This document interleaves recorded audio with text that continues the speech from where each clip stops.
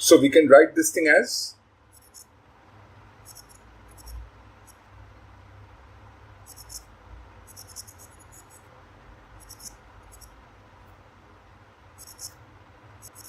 I have simply applied the properties of logarithm.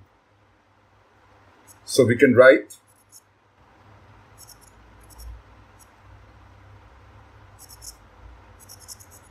so the whole thing within the bracket is an infinite GP. So I'm applying the formula for the sum of infinite GP, that is A divided by 1 minus R.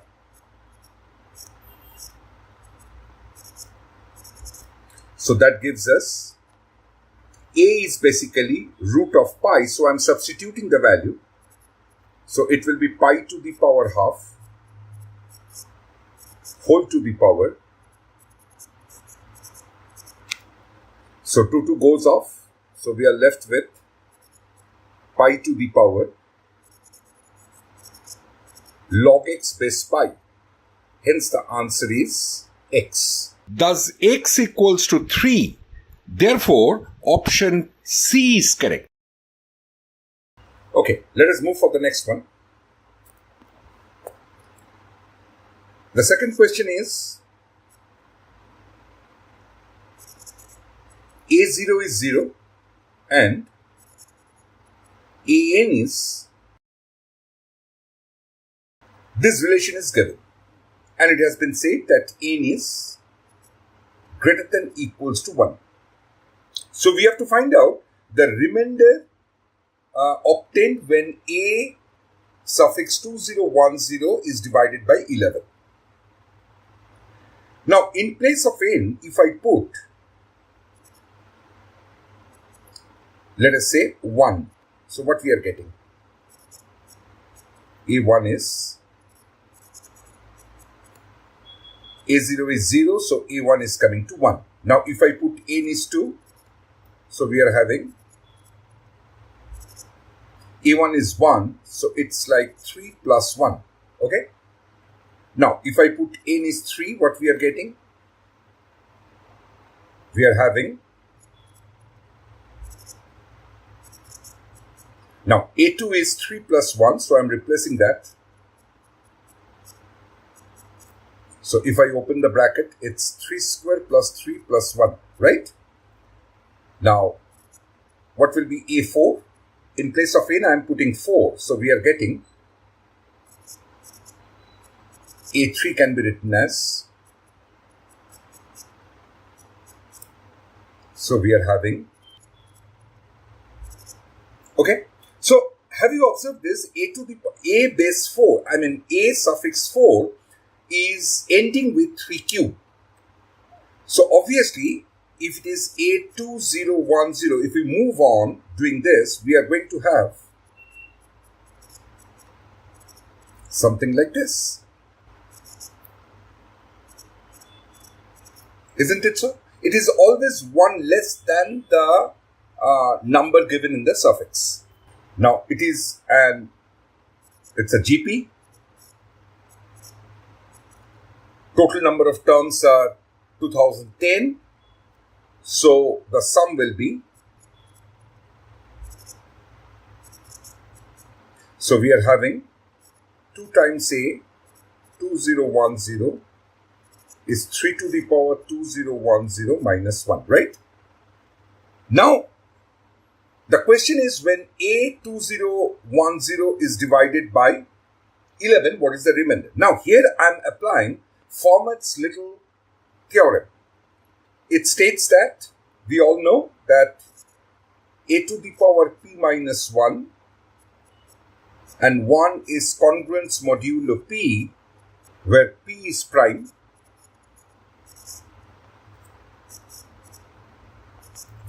and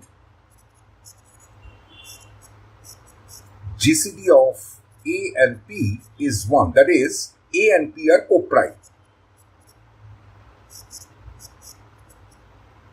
Okay.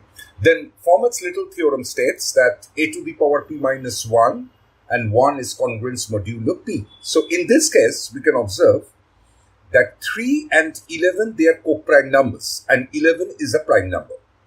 So we can say 3 to the power 11 minus 1 is 1 modulo 11. So 3 to the power 10 is basically 1 modulo 11, right? Now what do you mean by that? Now when 3 to the power 10 is divided by 11, when 3 to the power 10 is divided by 11, the remainder is 1. So if I raise the power to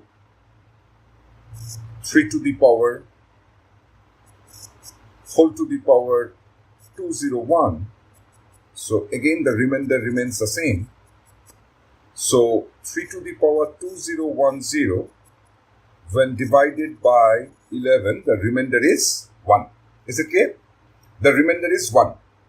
Okay, so 3 to the power 2010 minus 1 is completely divisible,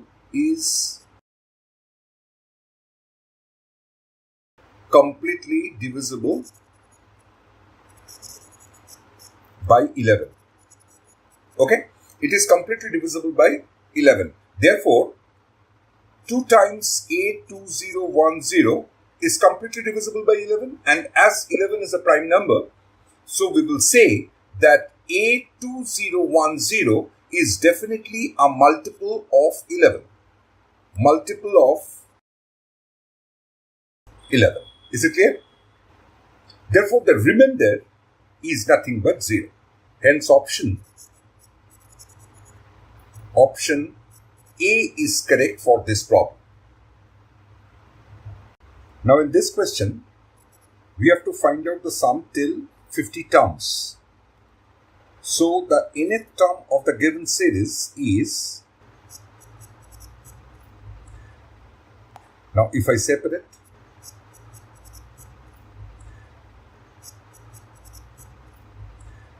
now I'm writing n square as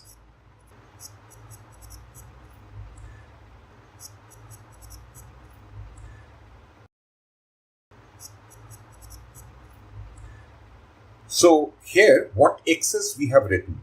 Here is actually n square factorial n we are getting. So here we have added 3n factorial n. So I have to subtract that. And at the same time we have added 2 factorial n, which is again to be subtracted. So we are getting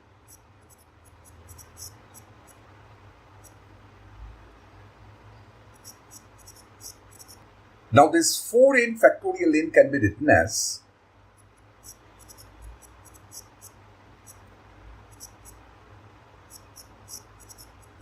n plus 1 minus 1. I have manipulated this n in the way n plus 1 minus 1.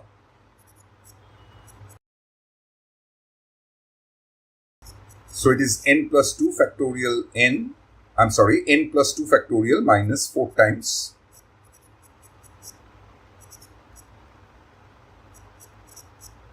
so we are getting Tn as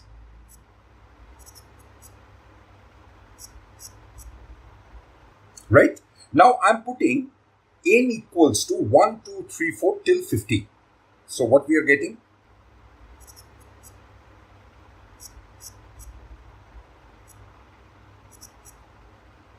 So for 2 we are having,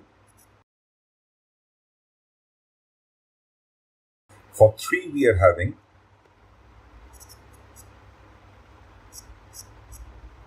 similarly T4 will give us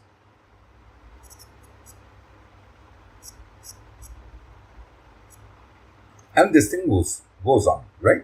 So what is our T49?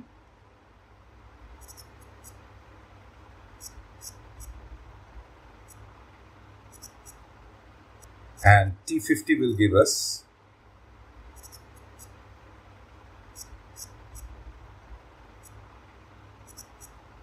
now if I add the corresponding sides we are going to have, in the left hand side we are going to have S50, and in the right hand side, see this one, if I add it, this part will get cancelled. Root factorial 3 minus 4 factorial 3 plus 3 factorial 3. Again, similarly 4 will go off and this thing goes on. Similarly, this will be cancelled with the previous term, which is here, with this one. Okay? And then again, this part will be definitely get cancelled with the previous two terms, right? So we will be left with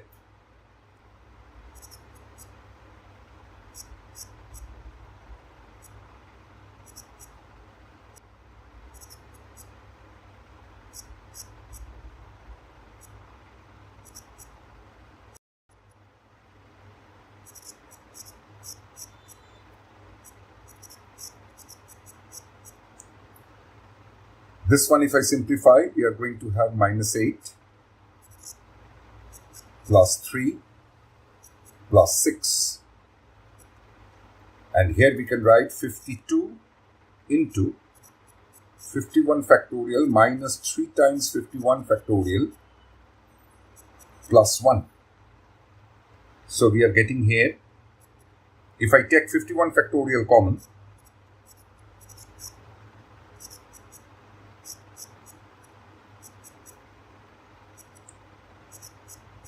so 49 into, hence option B is correct for this problem. Okay.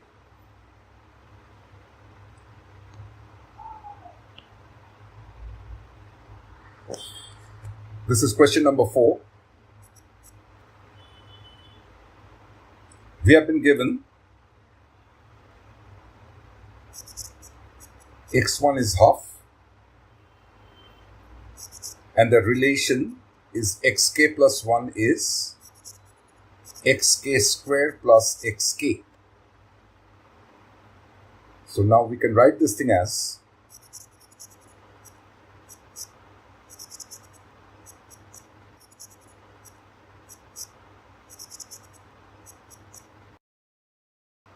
I'm writing the left hand in the right hand side in this way.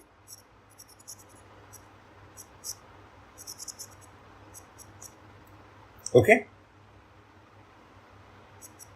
So if I take this part in the left hand side and this part in the right hand side, we are having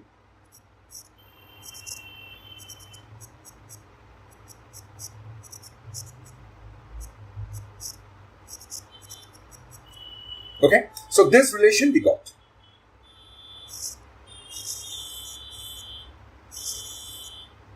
Now let me put k equals to 1, 2, 3 till 100. What we are getting?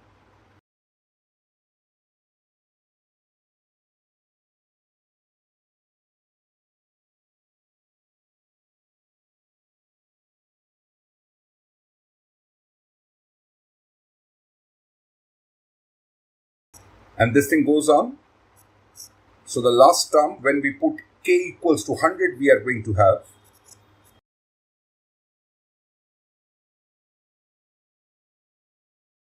Is it clear to all? Now, if I add the corresponding sides, in the left hand side, we are going to give, we will get the given expression.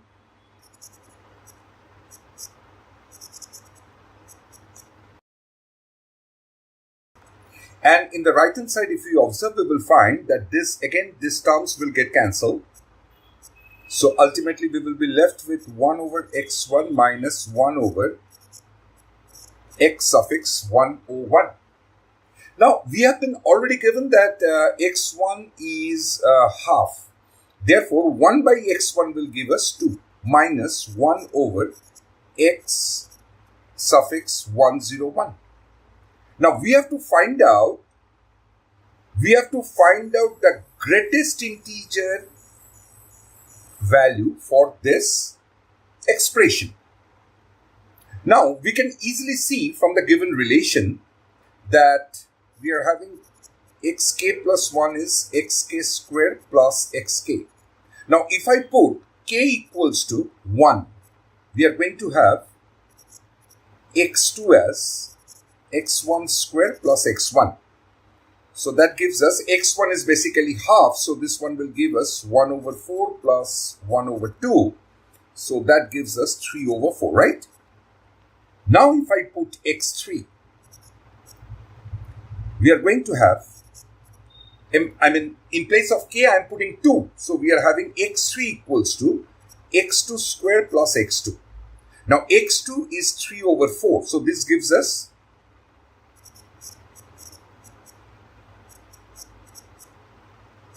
So this is basically, if we simplify, we are going to have 9 plus 21 over 16, right? 21 over 16. So we can easily see that 1 over x3, as this is greater than 1, so 1 over x3 will be less than 1, right?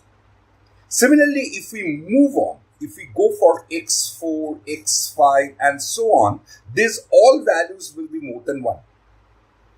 Eventually, when we reach x suffix 101, this will be also greater than 1. So 1 over x 101, this will be less than 1. If it is less than 1, then this expression, this part will become what? This part will become 2 minus some fractional value. Some fractional value. And if it is a fractional value, then this value will be little less than 2. Therefore, if we take the greatest integer function of this function, then we are having the greatest integer value of this function. Now, 2 minus some fraction, it will be 1 point something. Therefore, its value will be 1. And that will be our answer for this problem. Hence, option D is correct. So, for this problem, your option D is correct. Is it clear? Okay. Now, so this problem. In this question, they have said that alpha, beta are the two roots. Alpha, beta are the two roots of this given equation. X square minus 36x plus lambda equals to 0. So therefore, we can write that alpha plus beta is 36 and alpha beta is lambda. Now, we have to assume the minimum value of lambda and we have to find out the value of the given expression. That is root alpha plus 2, root beta plus 2 divided by mod of alpha minus beta. So, lambda assumes the minimum possible value. So, for that, what I am doing, we are having lambda equals to alpha beta and beta is replaced by 36 minus alpha, which is coming from this relation. So, we are basically having 36 alpha minus alpha square. Alpha square minus 2 into 18 alpha plus, let me just add 18 square. So, I have subtracted 18 square, so I have added 18 square over here. 18 square is 324 minus this is alpha minus 18 whole square, right? So, if lambda will take the minimum value, if it takes the minimum value, so obviously alpha minus 18 should take the maximum value. Okay. Now, when it will take the maximum value? It will take the maximum value as we are having alpha plus beta is 36. So, the maximum value that alpha can take is 36. It cannot exceed 36. Now, if I take alpha as 36, then beta comes to 0. And as they have said that alpha and beta all belongs to natural number. Therefore, your beta cannot take the value 0, right? So, to make it maximum, we cannot take alpha as 36. So, the next value we will take, that is alpha is 35. If alpha is 35, your beta gives us 1, okay? Because alpha plus beta is 36. Now, your lambda becomes what? Lambda becomes 35 into 1. That gives us 35. But there is another condition given that lambda over 5 does not belongs to any integer. But if lambda is 35, then lambda over 5 gives us 7, which is an integer. So this value also we will not take. So we will take the next one, that is alpha is 34. If alpha is 34, then beta comes to 2, because alpha plus beta is 36. Now, in that case, your lambda gives us 34 into 2, that is your 68. And this 68, when divided by 5, does not belongs to an integer, right? So, to assume that lambda is taking the minimum value, we have to take the maximum value of alpha minus 18 whole square, and eventually we are getting that your alpha will take in that case 34 and beta will take 2. Therefore, the required value of the given expression, which is alpha plus 2 into beta plus 2 divided by mod of alpha minus beta, is basically root 36 into root 4 divided by modulus of 34 minus 2. So we are getting 6 into 2 divided by 32. Now if I cancel, so we are getting the answer as 3 over 8. Therefore, the value of this expression is 3 over 8. Hence, option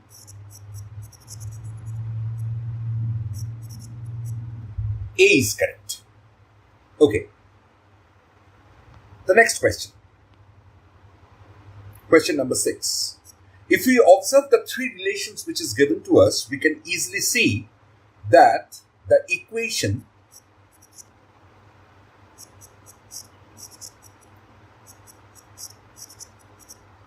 this equation will have three roots, A, B, and C.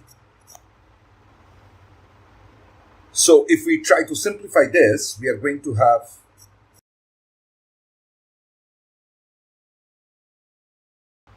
which is equals to x times x minus 1, x minus 2. Okay? Now, this equation, it has three roots, A, B, C.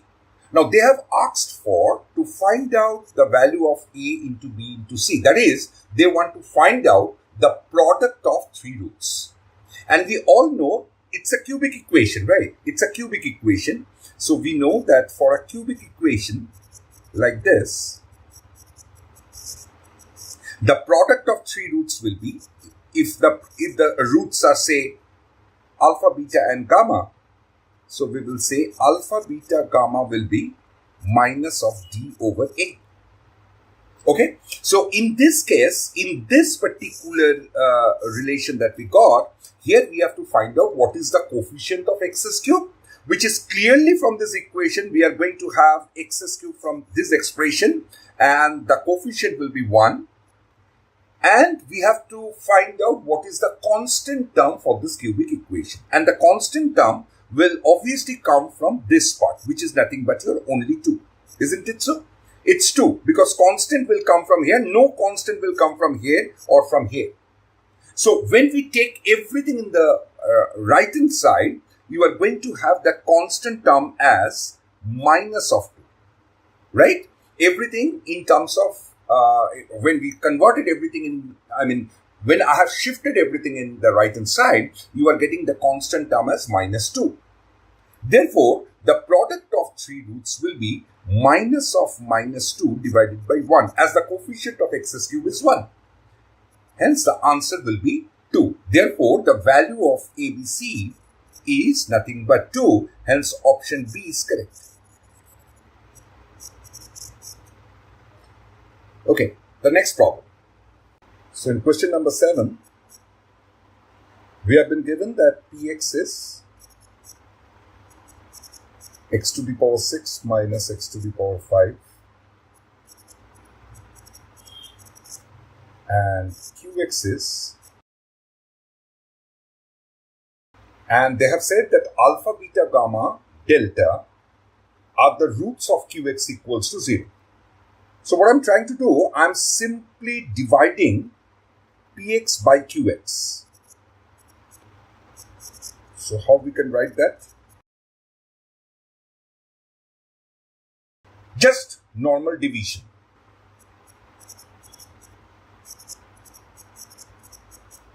And if we subtract, we are having this. Okay. So now plus 1 will give us, and if we again subtract, we are going to have x squared minus x plus 1. Therefore, your px can be written as quotient into qx plus the remainder. This is the easiest way of doing this sum. Now, we have been said to find out the values of p alpha plus p beta plus p gamma plus p del. Therefore, your p alpha will be this part. If you put alpha, beta, gamma or del, every time it will become 0. Why? Because if I put alpha, then this part will give us q of alpha. And since alpha is a root of qx, therefore, q of alpha will become 0. So, it is same as for beta, gamma as well as del. So, p alpha will be only this thing, right? Because the first one will become 0. Similarly, what will be p beta? Similarly, p gamma and p delta. Okay. Now, we have been said to add this 4. So, we are having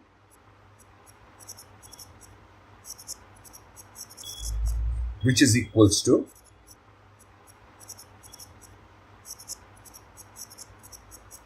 plus 4. Okay. Now, you see alpha, beta, gamma, del are the roots of qx equals to 0. That is, so sum of all the roots will be, we can write this thing as sigma alpha also. This is the way of writing. So it is nothing but your 1.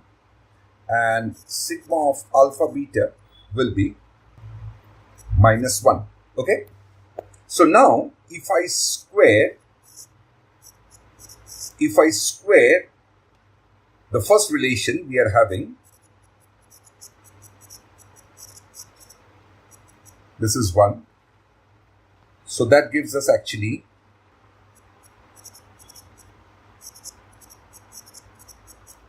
and we need to find out this. Let me just denote this thing as S. And sigma of alpha beta is minus 1. So we are having S as nothing but 1 plus 2 gives us 3. Therefore, the value of this expression is nothing but 3. The value of this expression, as we all got from number 1, it's 1. And this is 4. So, the answer will be 3 minus 1 plus 4, which gives us 6. Hence, option B is correct for this problem. Is it clear? This is our next problem, number 8. The question is, alpha, beta, gamma are the acute angles and we have cos theta as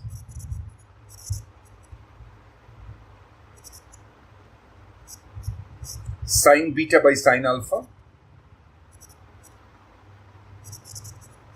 cos phi as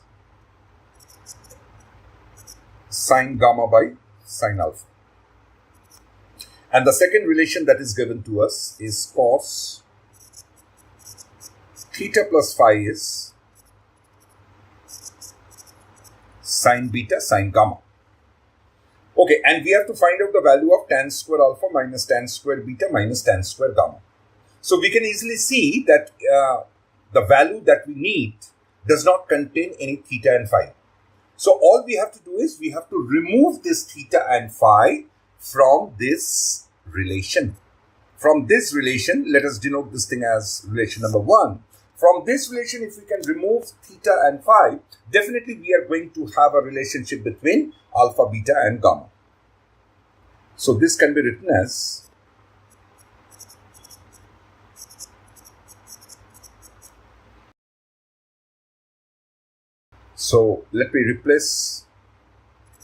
let me first take sine theta sine phi in the right hand side.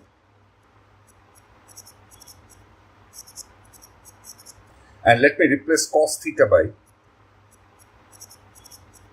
and cos phi by, right? So let me take sine beta sine gamma common. So we are having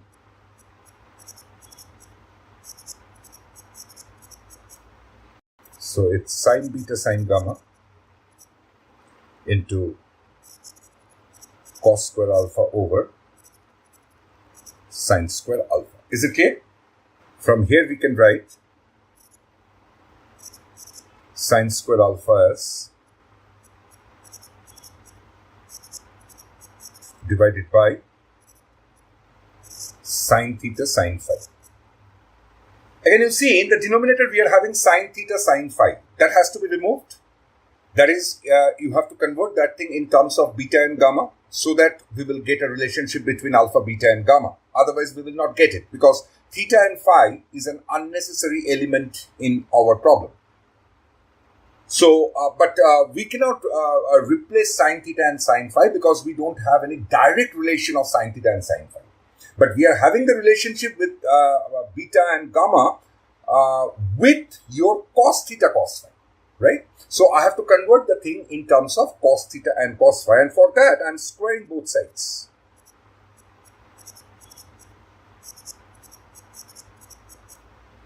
In the denominator we will have sine square theta sine square phi. Sine square theta can be written as 1 minus cos square theta. Similarly, 1 minus sine square phi. Now, cos theta we know that we are having basically 1 minus cos square theta. I will replace this thing by, and sine square phi I will replace this thing by, I'm sorry, this thing will be cos square phi. I'm sorry, this thing will be cos square phi. So cos phi will be replaced by sine gamma by sine alpha. So it will be sine square gamma by sine square alpha. So after simplifying, we are going to have sine to the power 4 alpha in the numerator divided by sine square alpha minus sine square beta into sine square alpha minus sine square gamma, right? Which is your sine to the power 4 alpha. And we can cancel this thing from both sides. So if we cross multiply, we are going to have sine square alpha minus sine square beta. And in the right hand side, we are having, okay. So now let me just multiply this. Sine to the power 4 alpha minus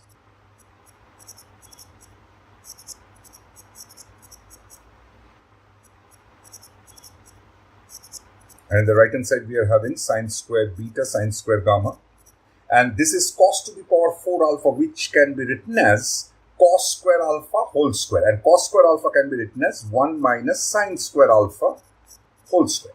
Now if you open this,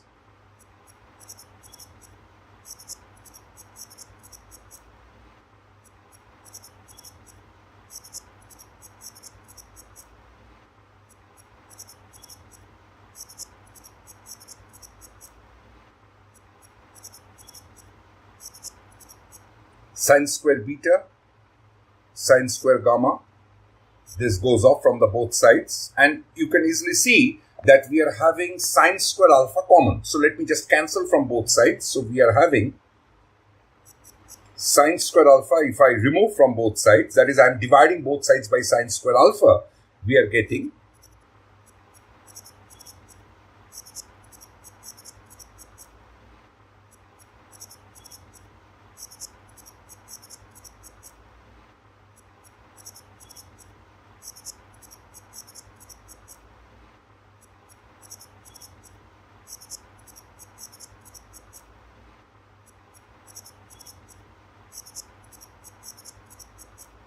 this thing we got. Now let me take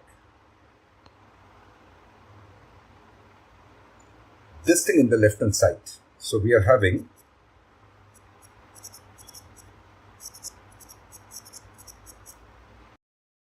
in the right hand side, we are having sine square beta plus sine square gamma minus 2 sine square beta sine square gamma. So actually we are having sine square alpha is basically sine square beta plus sine square gamma minus 2 sine square beta sine square gamma divided by 1 minus sine square beta sine square gamma. So if this is your sine square alpha, so what will be your cos square alpha? 1 minus sine square alpha. So that gives us 1 minus this whole thing.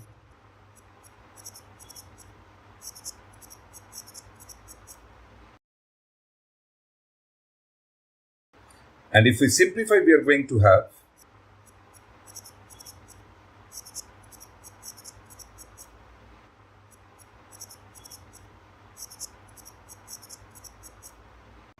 so the numerator after simplification, this one and this one, we can simplify.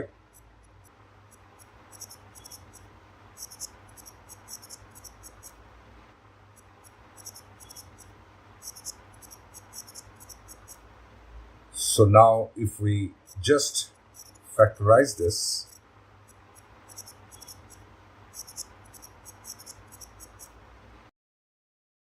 so we are having 1 minus sine square beta, 1 minus sine square gamma divided by 1 minus sine square beta sine square gamma. So that is basically cos square beta into cos square gamma divided by 1 minus sine square beta sine square gamma. Is it clear? This sum is pretty lengthy sum. It's true. This is the only sum given in this paper which is little lengthy. So we got this value is basically your cos square alpha. This is your cos square alpha. And what about your sine square alpha that we got? We got this thing as our sine square alpha, right? This is your sine square alpha. Now if I divide this two, we are going to have tan square alpha, which is your sine square beta plus sine square gamma, sine square beta plus sine square gamma minus 2 sine square beta sine square gamma divided by cos square beta cos square gamma. That's it. Now let me do one thing. I'm taking sine square beta common, so it will be 1 minus this 2 sine square beta sine square gamma. I'm writing it as sine square beta sine square gamma minus sine square beta sine square gamma.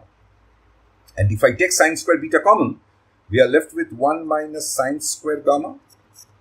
And from the second one, if I take sine square gamma common, we are having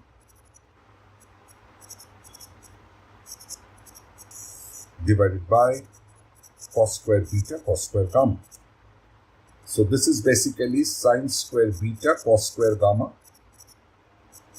plus sine square gamma cos square beta divided by cos square beta cos square gamma. Now if we separate, we are going to have sine square beta cos square gamma divided by cos square beta cos square gamma will give us tan square beta. And for the second one, this one when divided by cos square beta cos square gamma, it will give us tan square gamma.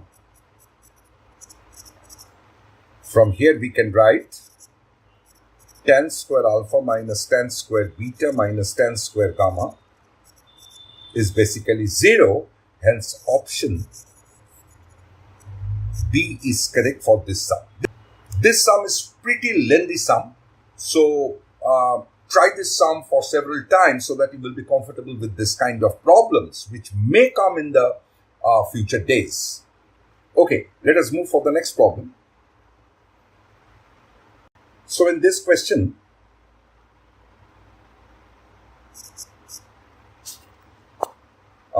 before starting the sum, we have to first define the function, define the inequality which is given to us. So first of all, to define this log, 1 over x has to be greater than 0 implies your x has to be greater than 0, and at the same time, x cannot be equals to 1. And which is inside the log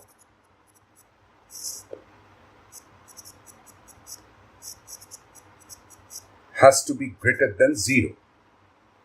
So the critical points that we are getting is minus 1, 2 and 5. So your x will come here and here. Therefore, your x is lying between minus 1 and 2 or 5 less than x less than infinity. Okay. So combining this and this, we can say that your x is lying between, as x is greater than 0. So we will write that x belongs to 0 to 2 or from 5 to infinity, but be careful, you cannot take the value 1. Okay. So this is the values of x for which the given inequality or the logarithm is defined. Okay, so now to the actual problem. In the base of logarithm, we are having 1 over x. So we have to consider two cases. Case 1, we are assuming that your x is lying between 0 and 1. Okay, x is lying between 0 and 1. If x lies between 0 and 1, eventually your 1 over x is more than 1. Therefore, the given logarithm will become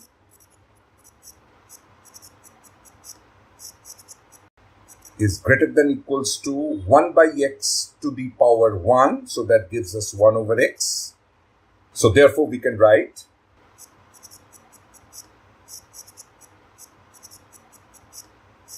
so now if I take the LCM,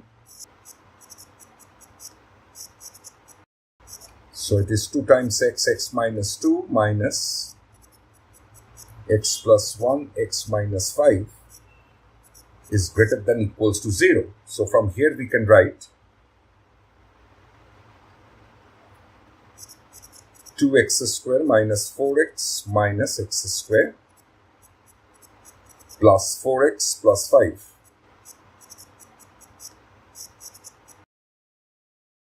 So we are having in the numerator x square plus 5 because 4x goes off. X into x plus 1 into x minus 5 is greater than equals to 0. So this part x square plus 5, we all know that for all real values of x, this is always positive. Therefore, our critical points comes to be minus 1, 0 and 5. So plus minus plus minus. So your x will come here, x will come here, or x is lying between minus 1 and 0, or it is more than 5. But you have assumed that your x is lying between 0 and 1. As x is lying between 0 and 1, so I'm sure that from this one, we are not getting any values of x. Moreover, one thing to be very careful, that is in the given definition, your x is more than 0, right? So under any circumstances, this part will never come. So the actual solution for this one will be x is more than 5. But we have already assumed for this case that x is lying from 0 to 1. Hence, from this, when x is lying between 0 and 1, we are getting no solution. We are getting no solution. Okay, now let me consider case 2. In this case, you will assume that your x is greater than 1. Okay, now if x is greater than 1, then eventually your 1 over x will be less than 1. So, we are going to have the same thing. Only thing is that this sign will get changed. That is, we are going to have something like this. Less than equals to 1 over x. So, after simplification, we will have exactly the same thing that we got it here. We got here. The same expression we will get. Because there is no change in values. But this is less than equals to 0. So, in that case, what we will do, we will take the, we will draw the number line, exactly the same number line we are going to have. But here we are going to take the negative region. Therefore, we will say that your x is lying from 0 to 5. Okay, x is lying between 0 to 5 because there is no point of taking any value which is less than minus 1 as your x is greater than 0. And in case 2, we have already taken that x is greater than 1. So, there is no question of taking that region. So, x will be greater than 0, less than 5.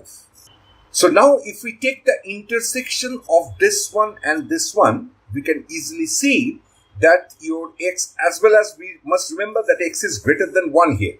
So, the intersection portion that will come is x is greater than 1 and less than 2. That's it. Okay. So, this is the solution for our second case.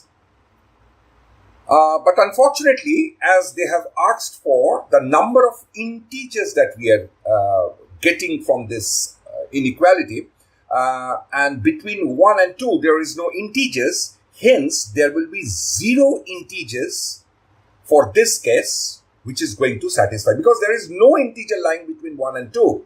Hence, there is no integral values of x for which this given inequality is satisfied. Hence, my answer in this case will be 0. There is no integral values possible. Okay, so let us move for the next sum. This is our last sum for this weekly test. We have to find out the value of 3 times sigma. R is from 1 to 11 tan square r pi over 24. Okay. So, for a time being, let us do one thing. Let me take pi over 24 be alpha. So, we have to find out the value of tan square r alpha. Okay. That is, we have to find out the value of 3 times tan square alpha, tan square 2 alpha, tan square 3 alpha, tan square 4 alpha, and this thing goes on till tan square 11 alpha, right? Now, what we are trying to do, we are making 2 groups because we can easily see that 2 alpha means it is coming like pi over 12 and pi over 12 is 15 degree. So, we know the value of tan 15 degree. Similarly, we know the value of tan 30 degree and so on. Therefore, what we are trying to do, we are making 2 groups. The first group consists of the elements tan square alpha, tan square 3 alpha, tan square 5 alpha, 7 alpha, 9 alpha and 11 alpha, right? And the second group consists of tan square 2 alpha, tan square 4 alpha, tan square 6 alpha, tan square 8 alpha, and tan square 10 alpha, right? Now, what is tan square 2 alpha? Tan square 2 alpha means I'm doing it separately over here. What is tan square 2 alpha? Tan square 2 alpha is basically tan square pi over 12, which is tan square 15 degrees. And we know this value, it is 2 minus root 3. So that's squared. So it gives us, okay. Now, what about tan square 4 alpha? 4 alpha gives us tan square pi over 6, that is 1 over root 3 whole square. So tan square 6 alpha, that will give us tan square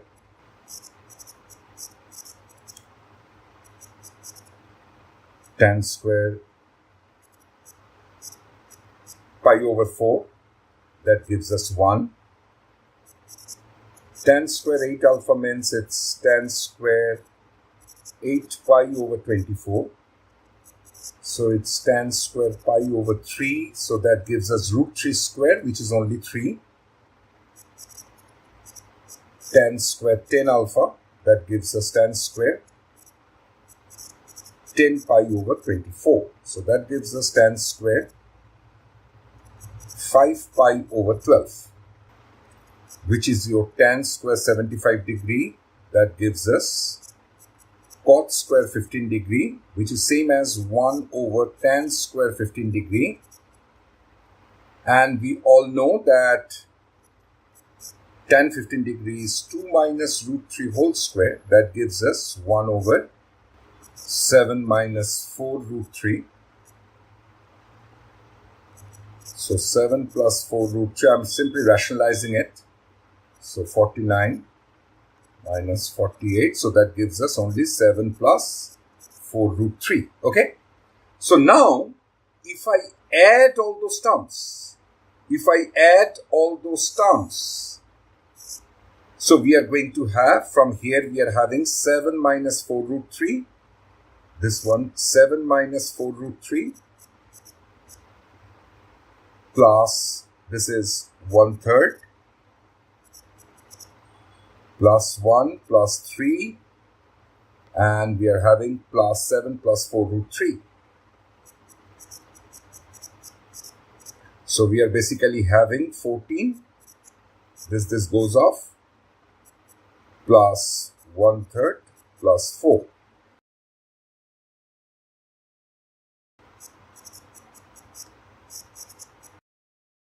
So we are having 55 over 3, right? So this part we are getting actually 55 over 3. So let it be in our hand. We will use it later on. Now let us just move for this part. We are having tan square alpha, tan square 3 alpha, tan square 5 alpha. Okay, where alpha is basically pi over 24. So now in this case, tan square 11 alpha is basically tan square 11 pi over 24, which can also be written as tan square pi by 2 minus pi over 24. So that gives us cot square pi over 24, which is simply cot square alpha, right? So this is basically cot square alpha. Similarly, if you check, you will find that tan square 9 alpha can be written as cot square 3 alpha, and tan square 7 alpha can be written as tan square 5 alpha. I'm sorry, cot square 5 alpha. I'm sorry. It's cot square 5 alpha, right? Cot square 5 alpha. Therefore, the given expression actually becomes tan square alpha plus cot square alpha tan square 3 alpha plus cot square 3 alpha, and tan square 5 alpha plus cot square 5 alpha. So if I use a formula of a square plus b square, we are having a plus b whole square minus 2ab. Same thing for here. Same thing for here.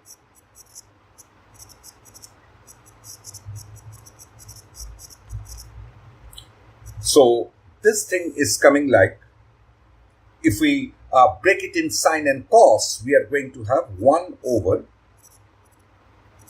sine alpha cos alpha whole square. Similarly, in this case also, 1 over sine 3 alpha cos 3 alpha whole square. Same thing here, 1 over sine 5 alpha cos 5 alpha whole square, right? And minus 6 is there. So if we multiply with the 2, here if we write 2, and if we give a 2 over here, so we are basically getting 4 over sine square 2 alpha, sine square 6 alpha, sine square 10 alpha minus 6. Now, what is 2 alpha? We all know that alpha is pi over 24. So, sine 2 alpha will actually give us sine pi over 12, which is your sine 15 degree. And sine 15 degree is root 3 minus 1 by 2 root 2. So, sine square 2 alpha will be root 3 minus 1 whole square whole by 8, right? Similarly, sine square 6 alpha will give us sine square 6 pi over 24. That is sine square pi over 4. So that gives us 1 over 2. Okay? And for sine square 10 alpha, we are going to have sine square 10 pi over 24. It means sine square 5 pi over 12. So this is basically sine square 75 degree, which is same as your cos square 15 degree. Therefore, this sum will be 4 over sine square 2 alpha, sine square 2 alpha plus 4 over sine square 6 alpha, right? Sine square 6 alpha plus 4 over, we are having sine square 10 alpha, right? Sine square 10 alpha minus 6. So, we got sine square 2 alpha as, if we break it, we are actually having 4 minus 2 root 3 over 8, right? So, and we can cancel also. We can write this thing as 2 minus root 3 over 4. Okay? So, if I put it here, we are going to have 4 over sine square 2 alpha. I am replacing by 2 minus root 3 over 4. So, 4 will go up. 2 minus root 3 in the denominator, plus sine square 6 alpha is basically half, so it will become 4 over half, plus, and in this case we are getting, if we open this one, sine square 10 alpha, we are going to have 4 plus 2 root 3 divided by 8, and if we cancel by 2, we are going to have 2 plus root 3 over 4. So let me just replace this. So again 4 into 4, and in the denominator we will have 2 plus root 3 minus 6. So this is 16, and 2 plus root 3, if I rationalize, this is actually 8 minus 6 will give us plus 2. This is again if we rationalize 2 minus root 3 divided by, if we rationalize this one, we are going to have 1 in the denominator. So ultimately we are going to have 32 plus 16 root 3 plus 2 plus 32 minus 16 root 3. So this and this goes off. So we are left with 32 plus 32 is 64 plus 2 is 66, right? So for the first one, what we got, let me change the color of the pen. So for the first one we got, for, where it is, for the first one, this one, for this one, just now we got the value of it is 64, right? So this is basically, I'm writing it here. So it's basically 3 times.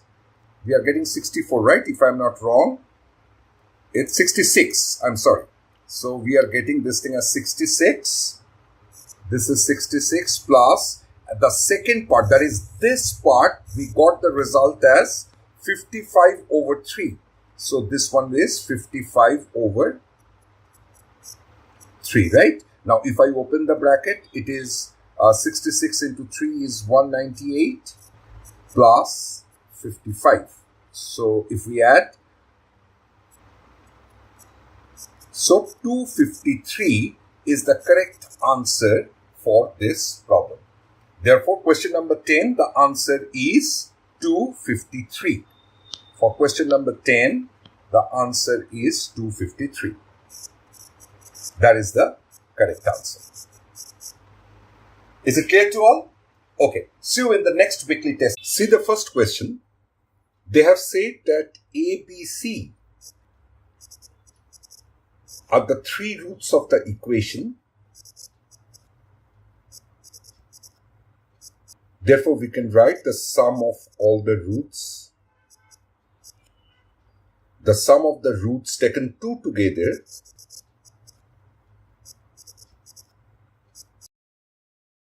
and the product of 3 roots is. Now,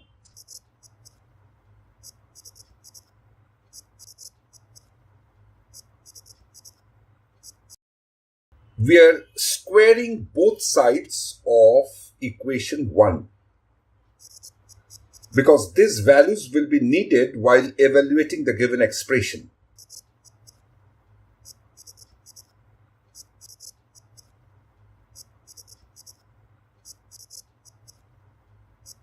Now the value of AB plus BC plus CA is 2.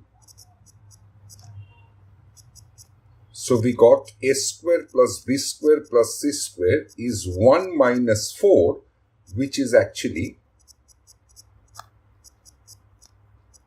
minus 3. This value will be needed. That is why I have calculated it in beforehand. Right? Now, let me square both sides of the second condition.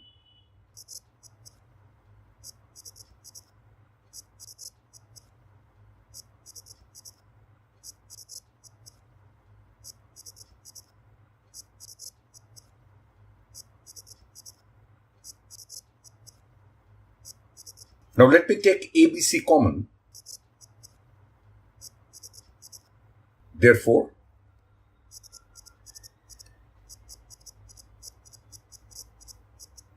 this value will become 4 minus 2 times ABC. The value of ABC is 3 and A plus B plus C is 1. Therefore, we are getting. So we got. These 2 values will be needed. That is why I have calculated it beforehand. Okay. Now we have to find out the value of the given expression. Now, what I'm trying to do is, I am not taking the modulus sign. I am simply calculating the given expression. And at last, I will take the modulus sign. We are having the expression like.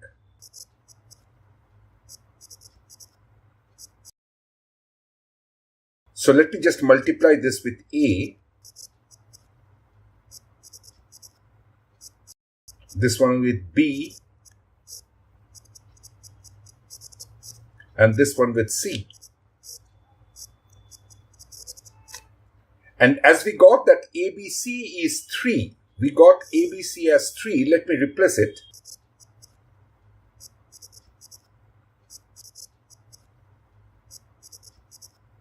Right? Now let me take LCM.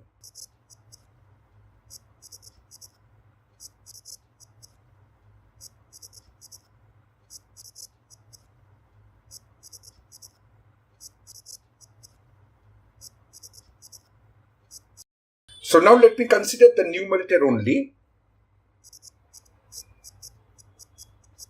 I am simplifying the numerator only.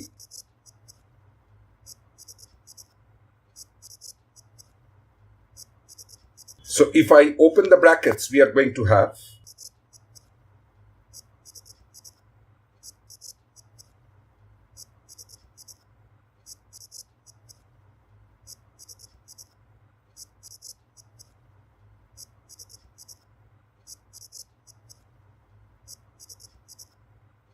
okay. So now if I open the brackets, we are going to have this one.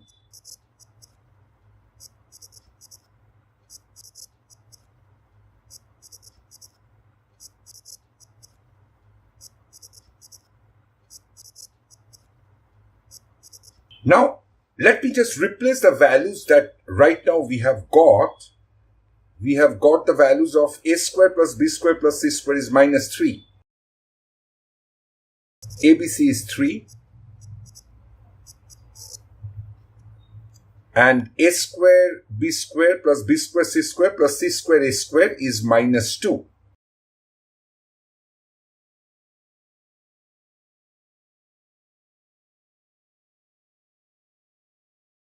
Thus we get the result as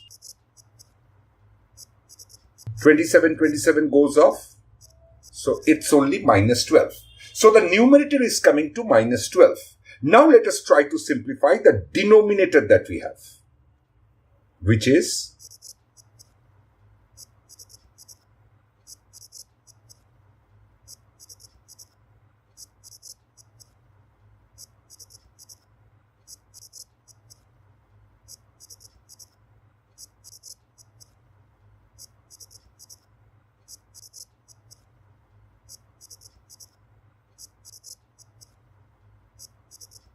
so this can be written as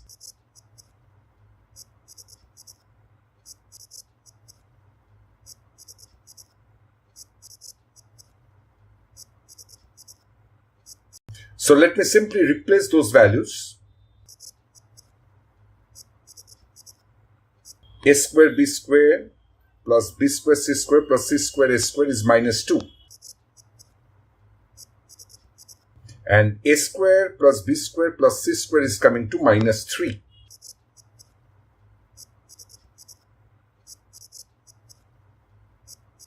So we are having the denominator as 3 only because 27 goes off, right? Therefore, the given expression, this expression becomes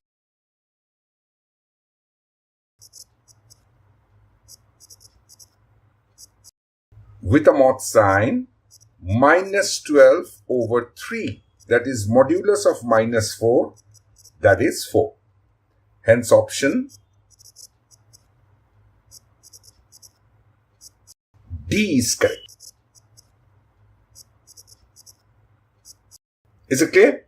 Okay. Now the second question. Now in the left hand side, let me just make a group of sine 6 degree,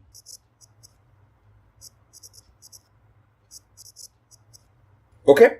So I made a group of sine 6 degree, sine 54 degree and sine 66 degree. Why I have done so, I will tell you.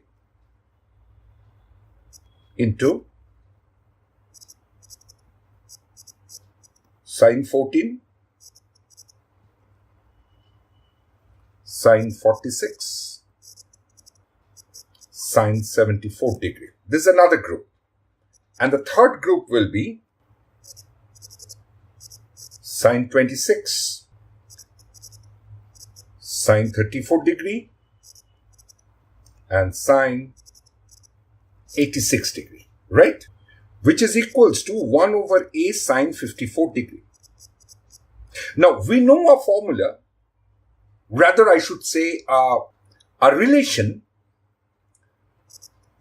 that sine theta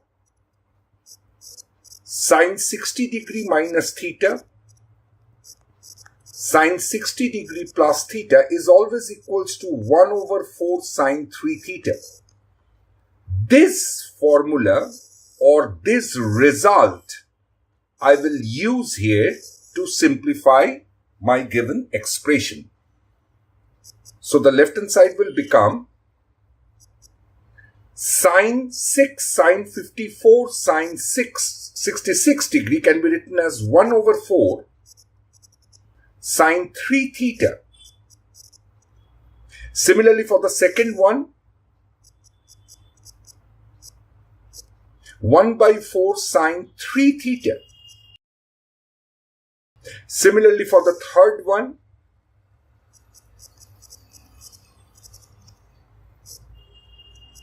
three into 26 degree. And in the right hand side, we are having 1 by a sine 54 degrees, right? Now,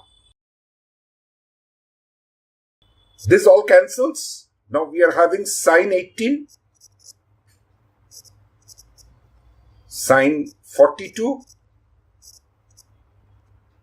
sine 78 degrees, which is equals to 1 over a sine 54 degrees. Again, we are having the same formula we can use here. This relation we can use here because it is sine theta sine 60 minus 18 degree, which gives us 42 degree. Sine 60 plus 18 degree gives us sine 78 degree.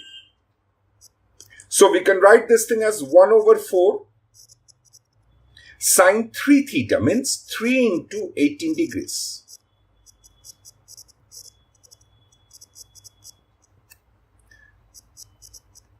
This is sine 54 degrees, 1 over a sine 54 degrees. So comparing, we can get a is 4.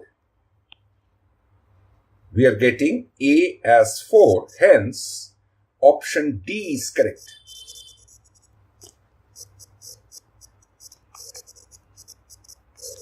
Is it clear? Okay, let us move for the third one.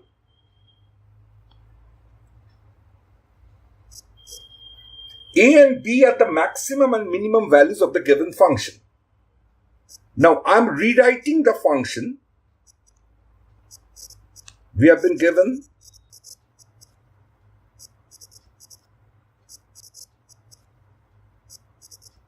now we have to find out the maximum and minimum value of this function, which are represented by A and B respectively.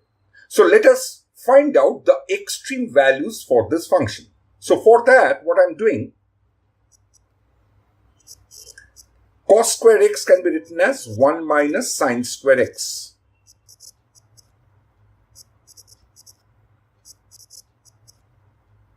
So we are having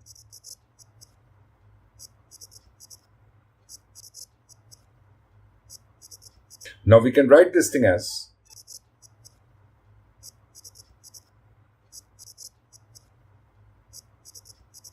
okay.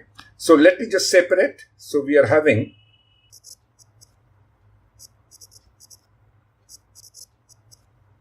okay. So our fx comes to, let me just make it a sum of two squares. So it will be sine x minus 2 whole square plus 1. Now, to get the maximum value of fx, this expression has to be minimum. If fx is maximum, then the expression which is in the denominator should be minimum. And the minimum value will occur when sin x equals to 1. Therefore, the maximum value, which is denoted by a, is 1 plus 10 over 1 square plus 1. So that gives us 1 plus 10 over 2, that is 6. And this is the maximum value of the given expression. Now, what will be the minimum value of fx? Fx will be minimum when this expression is maximum. And the maximum occurs when sin x comes to minus 1. Therefore, the minimum value of the function fx is, which is your b, is 1 plus 10 over, because minus 1 minus 2 whole square, that gives us 9. 9 plus 1 is 10. So it's 1 plus 10 over 10, that gives us 2. Therefore, the maximum value is 6 and the minimum value is 2. Now, what they have said, their question is, what is the value of 2 times?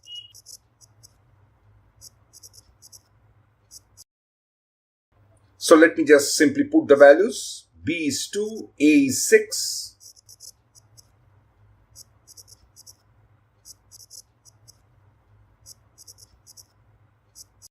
So in this case also, the option is D.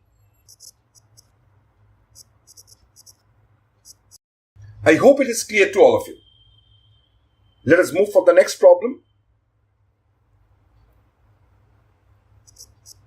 We have been said that x minus a into x minus 3 is minus 1. It has all integral roots. Okay, so x has all integral roots. And a, they have also mentioned a belongs to integers.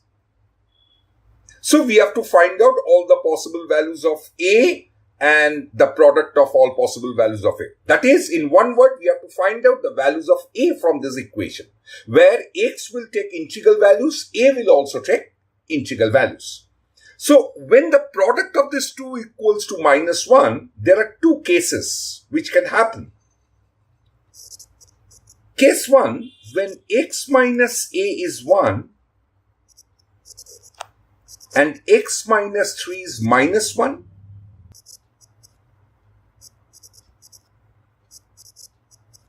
And case 2 is when x minus a is minus 1 and x minus 3 is 1. So from case 1, what we are getting? From case 1, we are getting x as 2. So from there, we will get the value of a from the first one. That is, a equals to x minus 1 implies a is 2 minus 1, that is 1. So x can be 2 and a can be 1. This is one option or one solution. And case 2 is x is 4. And from the first one, we can write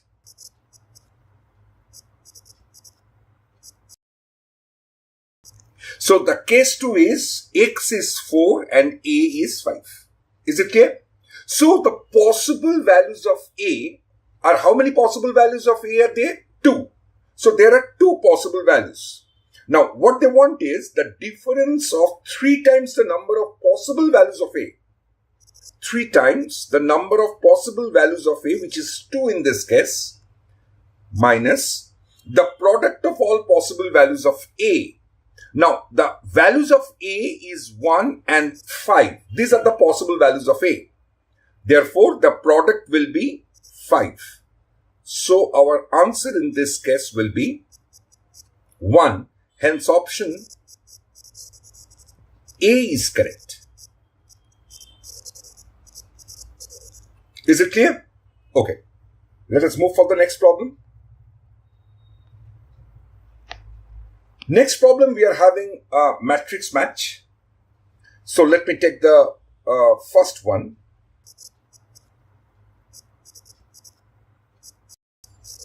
Tan 16, tan 42,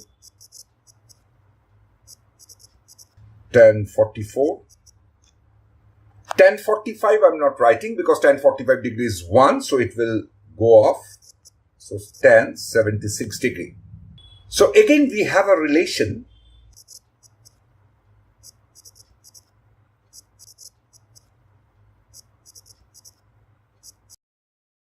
tan theta tan 60 minus theta into tan 60 plus theta is always equals to tan 3 theta.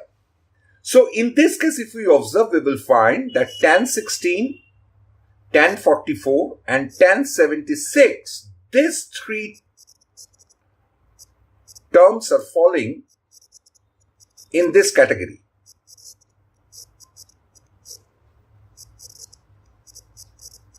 Okay, so we are having what? Tan 3 into 16 degree into tan 42 degrees. Is it clear to all? So we are having tan 48 degree into tan 42 degree, which can also be written as, because 48 and 42, they are complementary to each other.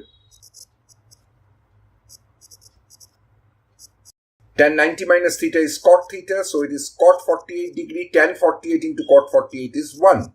Hence, for 1, the matching in column 2 will be S. Okay, let me take the second one.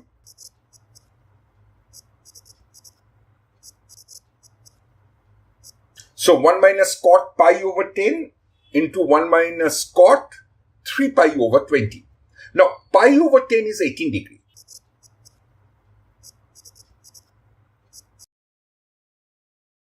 And 3 pi over 20 degree is basically cot 27 degree. Now, let me just multiply.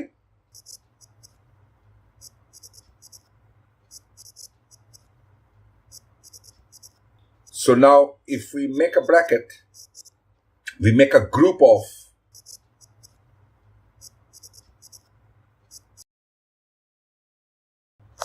and let me just convert everything in terms of sine and cos we are getting.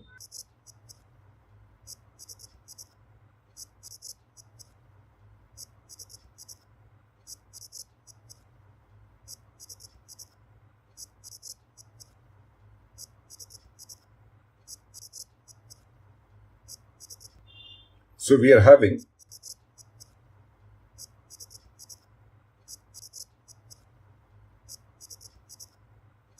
this is sine A cos B plus cos A sine B. So it will be sine A plus B, which gives us sine 45 degrees.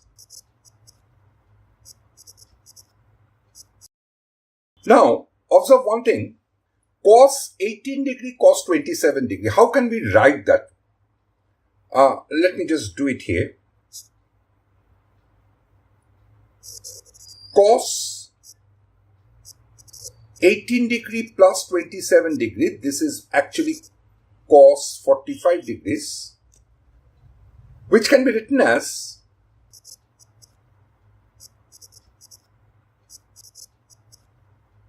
so cos 18 cos 27 degree can be written as cos 45 plus sine 18 sine 27 degree, right? Now, if I divide both sides by sine 18 sine 27, so we are having sine 18 sine 27. So, in the right hand side, we are getting cos 45 plus 1. Is it clear? Now, cos 45 degree is basically 1 over root 2. So, 1 over root 2 sine 18 sine 27 plus 1. Right? So, I will replace this part. I will replace this part by this one. So, we are having 2 plus 1 by root 2 sine 18 sine 27 degree minus sine 45 degree is 1 over root 2. Along with that, sine 18 sine 27 is in the denominator, right? So this and this will be cancelled. So we are left with 2. Therefore, the value of the given expression in 2 is nothing but 2. So 2 will be linked with R, right? It will be matched with the option R given. Now let us consider the third part. Now third part is a very interesting one. They have said pi, k is from 1 to 15, sine k pi over 10. Now, if you observe carefully, you will find that in place of k, I will put 1, 2, 3, 4 and all are multiplied because pi is there. So it will be like sine pi over 10 into sine 2 pi over 10 into sine 3 pi over 10, and this thing will go on. And the last term will be sine 15 pi over 10, correct? But there is one term in between which is sine 10 pi over 10, isn't it so? Now 10 pi over 10 is basically sine pi, and sine pi is 0. So this whole product will become 0 straight away. No calculation involved in it. Therefore, 3 will be linked with P. Okay, and we are left with the last one, that is number 4 for this column matching type, plus cos 65 cos 55 degree, right? So let me take half common. So it will be 2 cos square 65, 2 cos square 55, 2 cos 65 cos 55, right? Now 2 cos square theta can be written as 1 plus cos 2 theta. Similarly for this one also. And this one is 2 cos A cos B. So cos A plus B.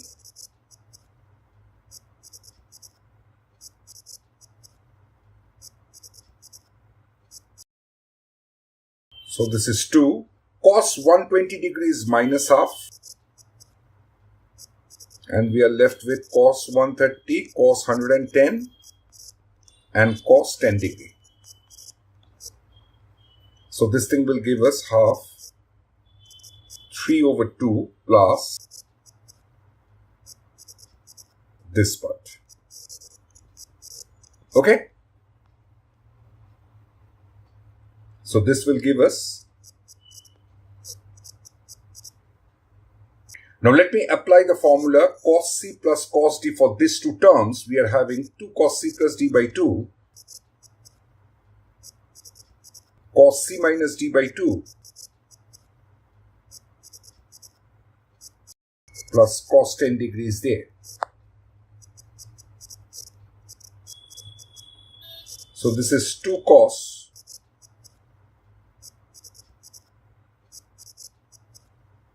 and we all know that cos 120 degrees minus half. So it will be 2 times minus half cos 10 degree plus cos 10 degree. So this 2 and 2 will go off. So it's half minus cos 10 plus cos 10. So this one will give us 3 over 4 because this 2 will be cancelled, right? So your part 4 will be mapped with, it will be mapped with Q. Okay? Now, let us move for the next problem.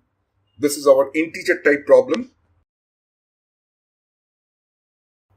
In this question, f of 1x is given mod of mod x minus 2, and the relation which is given is fn x is modulus of fn minus 1x minus 2 for all n greater than equals to 2, n belongs to any natural number. Now they have asked for how many number of real solutions are there for this function. That is, we have to draw the graph of two functions here. One is f suffix 2015x and we have to draw the graph of y equals to 2. Y equals to 2 is basically the line which is parallel to the x-axis, and the number of points where it is intersecting the curve will be the number of solutions for this equation, right? Now, to find out f suffix 2015x, how the curve will look like, let me just draw the graph of f1x. We will simply use some graphical transformation. One is y equals to mod x. The graph looks like this. Mod of x minus 2. So it will come down by 2 units along the y-axis. So the curve will look something like this.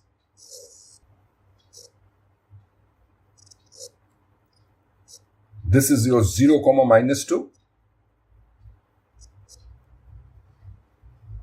Now, this is the graph of mod x minus 2. Now, the graph of mod x minus 2 will look something like this.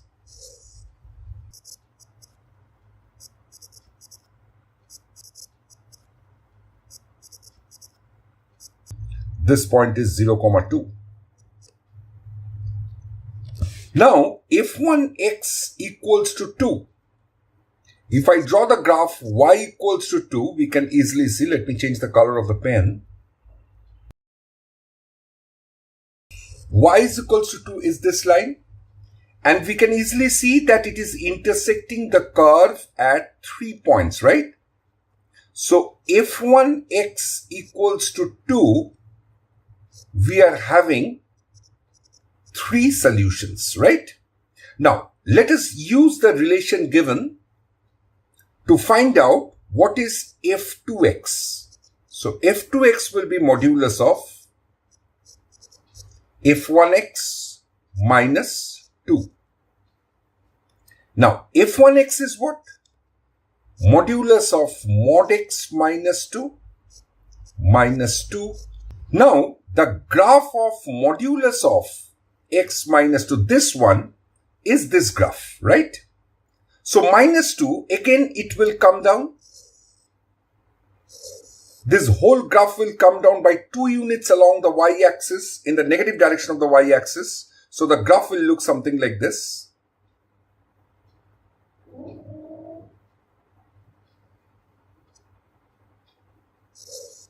Right? Now, when you are taking, this is the graph of y is equals to modulus of mod x minus 2 minus 2. This is the graph of this. Now, to draw f2x, we have to put a mod sign outside.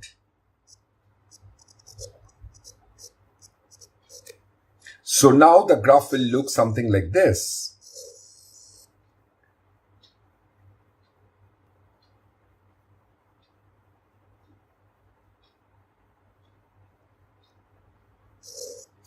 Right? So this is the graph of y equals to f2x. Now, if I draw the line y equals to 2, we can easily see that it is intersecting the curve at 4 points.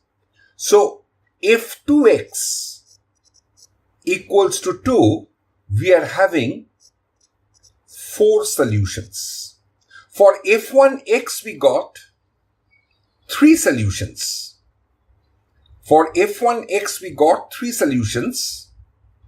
For f1x equals to 2, we got 3 solutions. From f2x equals to 2, we got 4 solutions. Now, if you observe this pattern, you will find that when it is f1x, we are having 3 solutions. When it is f2x equals to 2, we are having 4 solutions. So, whatever may be the suffix, the number of solutions will be the suffix plus 2.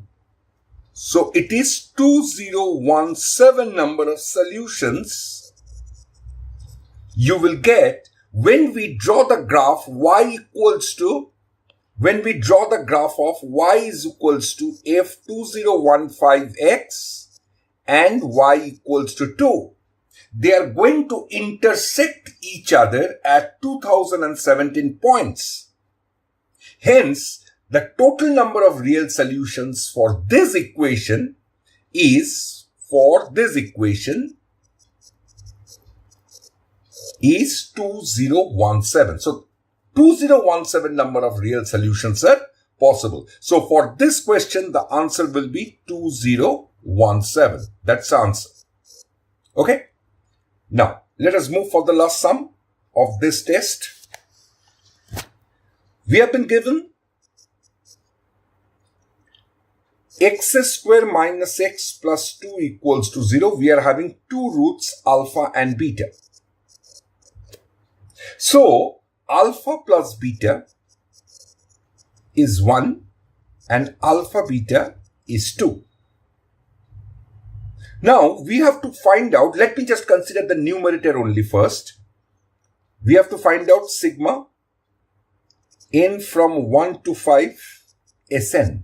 And your Sn is alpha to the power n plus beta to the power n. So, in this case, we have to find out the value of S4 plus S5, right? This is all about your numerator. I haven't touched yet the denominator. I will do it later on after completing this. So, for S1, if we consider the alpha and we write it in a bracket, so we are going to have alpha, alpha square, alpha cube, alpha 4, alpha 5. Same thing with beta. Beta plus beta square plus beta cube plus beta 4 plus beta 5, right? So let us just check what will be the answer for what is the value of this one. Because the answer for alpha will be exactly same for the beta also. Only thing is that here alpha is involved, there beta is involved. Nothing else is given more there. So how to solve this one? Let me take alpha square common from this two. So we are having 1 plus alpha square. And again you are taking alpha cube common. So we are having 1 plus alpha square. I have taken alpha cube common from alpha cube plus alpha to the power 5. So we are having alpha square plus alpha cube into 1 plus alpha square, right? Now, if I take alpha square common, we are having 1 plus alpha into 1 plus alpha square. Now, since alpha is a root of this equation, hence alpha square minus alpha plus 2 will be equals to 0. And alpha square plus 1 will be alpha minus 1. So, I can replace this 1 plus alpha square by alpha minus 1. So, we are having what? Alpha plus alpha square into alpha square minus 1. Again, alpha square minus 1, we are having alpha square minus alpha plus 2 is 0. So, what is alpha square minus 1? It will be alpha minus 3. So, let me just replace that. Alpha square minus 1, I am replacing it by alpha minus 3. And I am replacing alpha square by alpha minus 2. So, what you are getting? Alpha plus alpha square minus 5 alpha plus 6. So, we are having alpha square minus 4 alpha plus 6. Again, in place of alpha square, if I write alpha square is alpha minus 2. So, simply replace that. It's alpha minus 2 minus 4 alpha plus 6, right? I have replaced alpha square by alpha minus 2. That's it. So, we are getting minus 3 alpha plus 4. The same thing we will get in case of beta. In that case, we will get minus 3 beta plus 4. For this part, we will get minus 3 beta plus 4. So therefore, if we add these two, we are going to have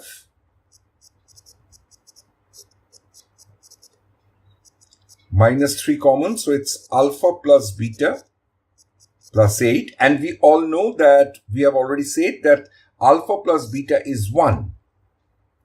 Therefore, it will be minus 3 into 1 plus 8. That gives us 5. Right? So for the numerator, we are getting the value 5. Now, for the denominator, we are having sigma n is from 1 to 4, alpha n, beta n plus 7. It means what?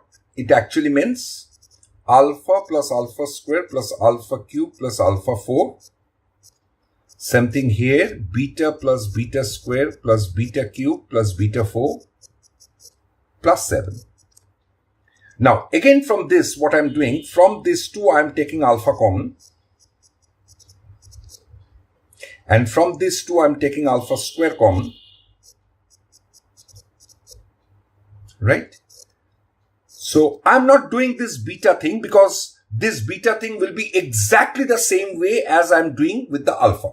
So, whatever answer, whatever simplified version we will get for this alpha will be exactly same for your beta. So, I'm not doing beta anymore because it will be a, wastage of time. So, whatever beta will be there and plus 7. So, it's 1 plus alpha square into alpha plus alpha square plus the same thing with beta, that is 1 plus beta square, beta plus beta square plus 7. Okay. Now, again, alpha square plus 1. Here I have written your alpha square minus alpha plus 2 is 0. Therefore, alpha square plus 1 will be your alpha minus 1. So, let me just replace this with alpha minus 1.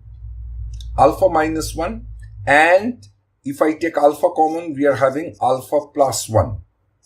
Same thing with beta, I'm not writing it. So this is alpha into alpha square minus 1. Again, alpha square minus 1 can be written as minus alpha plus 3, which is 0. Therefore, alpha square minus 1 will be alpha minus 3. So let me replace that again.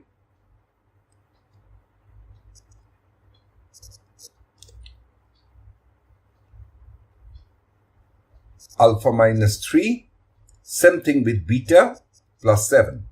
So it's basically alpha square minus 3 alpha plus same thing with beta. It will give us beta square minus 3 beta plus 7. Now, what is alpha square?